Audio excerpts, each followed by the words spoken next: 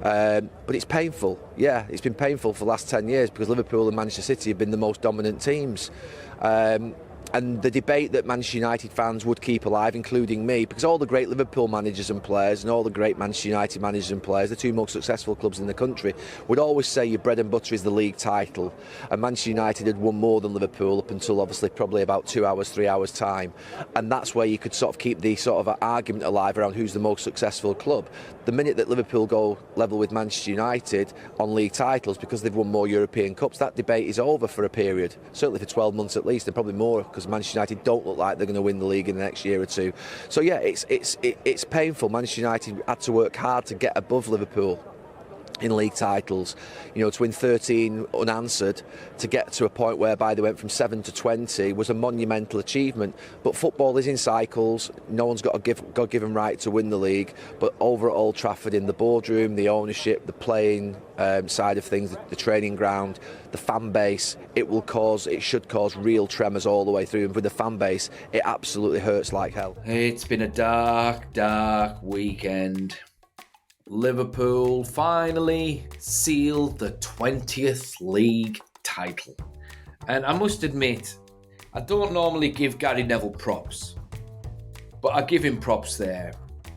He's admitted through gritted teeth what he's admitted. And even hearing it, it's been like daggers in my eardrums.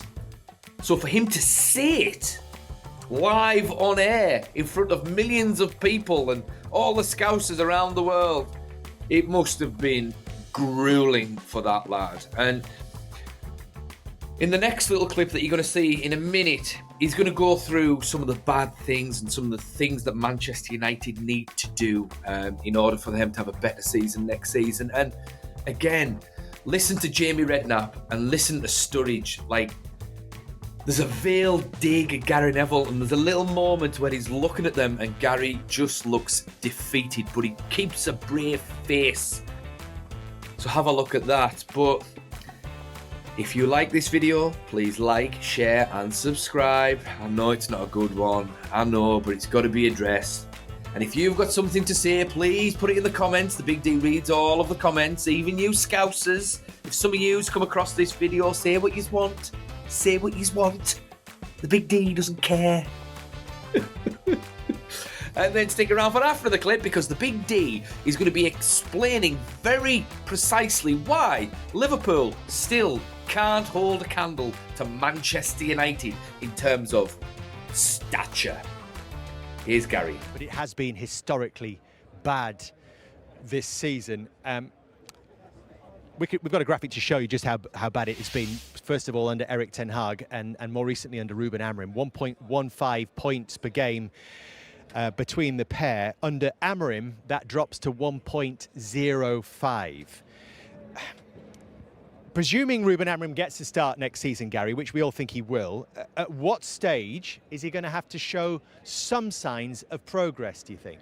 Oh, definitely coming into probably October, November next year, 3 months into the new season, obviously having a transfer window, a proper pre-season, being able to get the players in that suit that sort of quite unique, rare system that he has. I think that's when, obviously, I mean, they can't be anywhere near where they are now. They'd have to be sort of pushing up into that top 6, I think, at the start of next season. So I think there'll be a big overhaul of players in the summer to get what he wants into that squad. Do you think, and this is, for me, in terms of the squad, when you say overhaul, do you think there'll be a lot of clubs at the moment, considering the form of the players, that will be paying the money that Man United would want for the players? I think what there'll be is a lot of clubs looking at the talent of the players that they've got, where Manchester United haven't got the best out of those players, and thinking I can get a cheap deal on them. So let's say you look at Højlund, who obviously is having a really tough time, but there's a player in there for a club in Europe somewhere, just like Anthony going to sort of Betis, or Rashford going to Villa, or McTominay going to Napoli. These players are not useless. These players are having a really difficult time at Manchester United. Manchester United has become a graveyard for football players and coaches for the last 10 years. I think there'll be clubs looking at Manchester United's players and thinking, if I can get them into a good environment, into a good team, I actually think I can make something out of them. So that's what Manchester United have got to be careful of. Do you think it's right, Jamie, that it's been pretty much a free hit for Ruben Amorim? Remember, he didn't actually want the job until the summer. Yes, I do. But I also think he has a duty of care to a certain extent, where we've all we've analysed Manchester United. There's almost no more to say on them. We've had a go at the players; they're not good enough. And we've had a go at certain aspects of the way the club's run. Absolutely, but there also comes a time when you've got a duty as a manager to improve the players that you have. You can't just keep getting rid of players. Eddie Howe is probably the prime example of that. If you look at players like Joe Linton and you look at Jacob Murphy, if you had said a couple of years ago that they would be in a position that they are, playing incredible football, what Joe Linton's done, Jacob Murphy's on the verge of getting an England call up, you'd say, that's not possible. But would you not say this is a conflated, congested squad that needs overhauling? Yeah, it does need overhaul, but you also have to work with the players that you have. That's your responsibility, improving what you have. Because like Gary said, they can't all be totally useless. There are some players there that probably need a little bit of work with their individual play. Jacob Murphy was talking the other day on Sky Sports. He said, I've worked so much on my crossing with not just the manager, with the team behind that, with the coaches. You need to be coached well. You need to be educated on the game. You can't just turn around and say, they're surplus requirements, he's rubbish, he's useless. Work with the players you've got, because there will be some in there that just need a little bit of love and care and to be coached well. I think, I agree with some of your points there. And I had a chat with former captain of his, Sebastian Quatters, a former teammate of mine here at Liverpool. And he said that, look, the manager, he doesn't want any players with any egos. He wants the players to work hard. If you work hard, you play. If you don't work hard, you don't play. The manager's already said that in the press. But the one thing he did say was things changed when they had a summer and they bought 8 or 9 players. So in the end, he needs players that work within his philosophy, that have the type of, style of play and identity as a footballer that he can get the best out of them. But I do agree that when you do go into a football club and you're not getting players, it's like, is it a bit of stubbornness to go, okay, well, you've got to do what I want you to do and I'm not? Because this is literally the worst Manchester United team since I was born. Like 35 years, they've not performed. Statistically, it is. It's like, I've never in my lifetime saw a Manchester United team perform this bad in statistics. Maybe some games they show light where it's like, okay, they look good today, but they're not showing it enough. It's not just in statistics. They're not very good when you watch them live either, you know what I mean? It's true, but I think Jamie's right. I think you're right. There is a balance here of them having to give Ruben Amorim his head. But if you look at what Arne Slot's done here with Gravenberch, with Curtis Jones, with other players in this squad, you think, I can't believe he's getting that Gakpo. I can't believe he's getting the levels of performance out of these players that he's got this season. He's not added one single player to that squad at the start of the season that's come into the team. And he's made them into champions. I mean, it's incredible. So there is a responsibility, and you think of the players that have been let go that haven't been good enough. They're currently better, some of them, than the players that are there. So the likes of Elanga, the likes of McTominay are now performing at a level that would be good enough to get in this current Manchester United team. Now, I'm not saying that they should get them back, and I'm not saying that they were good enough when they were here, but be careful that you get rid of players and all of a sudden you bring in players who end up being worse. So very quickly, this season has been an anomalous result, to be fair. It's just been a weird season. We've had a change in ownership. We've had all kinds of announcements. We've had all kind of, behind-the-scenes nonsense. We've had players like spitting the dummy out, like Rashford and Sancho and all those guys. We've had a change in manager. We've had 3 different managers this season. 3.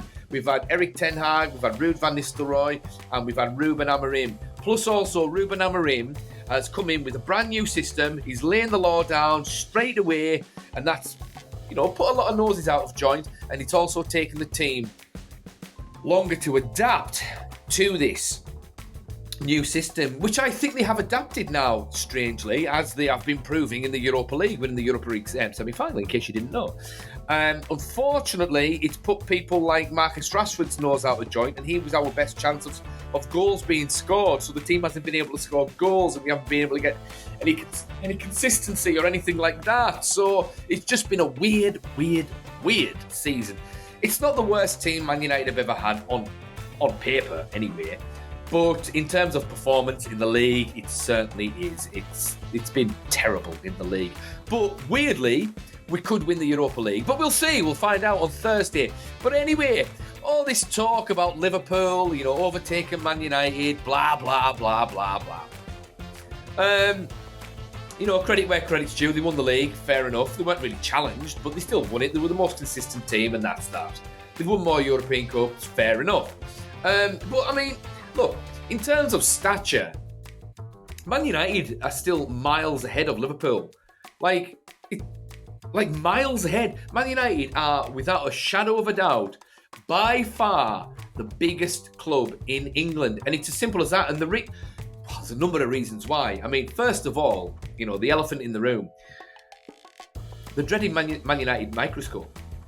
Win, lose or draw, Man United are never ignored. They are on the back pages all the time. You have City dominating, you have Liverpool winning league titles, but still, Man United are the main headliners in sports journalism in this country, by far. People like it when Man United win, people like it when Man United lose. It's just weird. When Liverpool win, they get attention. When Liverpool lose, they get ignored. It's the same with Man City, it's the same with Arsenal, it's the same with all of them. Man United never ever get ignored. Now, a big part of the reason for that is, one, we're the most glamorous club in the country by far as well. We've got the biggest fan base, and we're going to have the best stadium in 5 years' time as well. We had the best stadium for a long time, but not until recently, obviously. But we're going to have the biggest stadium again soon. We've done everything first. We were the first team to do the treble. Liverpool have yet to win a treble, by the way. We were the first English team to win the Champions League in its current guise. We were the first team to win the Premier League. We've won the most Premier League titles by far, by the way. Because, 18 of Liverpool's league titles, that was the old First Division. Different, completely different dynamic, completely. In terms of Champions Leagues, we've won 2. Liverpool have won 2. That's all. Because the European Cup, it doesn't really exist anymore. I know it's called the Champions League now, but it's a completely different format, and it's a lot harder to win now. So, just saying. But anyway, but even then, Man United won the European Cup first. Man United nearly folded as a club after the Munich air disaster in 1958. 10 years later, we won the European Cup. And it's that story that makes Man United special, that resurrection story. And that resonates to fans all around the world. That resonates. It's Manchester United. And Manchester United, where even to this day, we are the only team in world football to have 3 Ballon d'Or winners at the same club at the same time. We had Best, Law and Charlton in 1968. After we won the European Cup that year, George Best won the Ballon d'Or, and we had 3 Ballon d'Or winners up front. Not even Real Madrid have ever had that. Barcelona, Liverpool certainly haven't had it. Have Barcelona, have Liverpool ever had a Ballon d'Or winner? I don't think they have,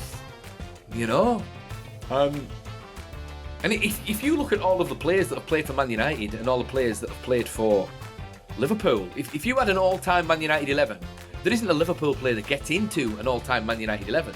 If you had an all-time Liverpool 11 Man United players would replace those 11 players. So there's that component too. So Man United have just got more romance. They've got more. They've got a better history. They've pioneered football. They're the most glamorous team. We're the most watched, hated, adored, but never ignored. It is what it is. That's it. You call me bitter, call me all you want, but everything that I've said is fact. And that's that. But anyway, what do you guys think? Are Man United still the biggest club in England? Thoughts in the comments, and the Big D. We'll see you in the next one.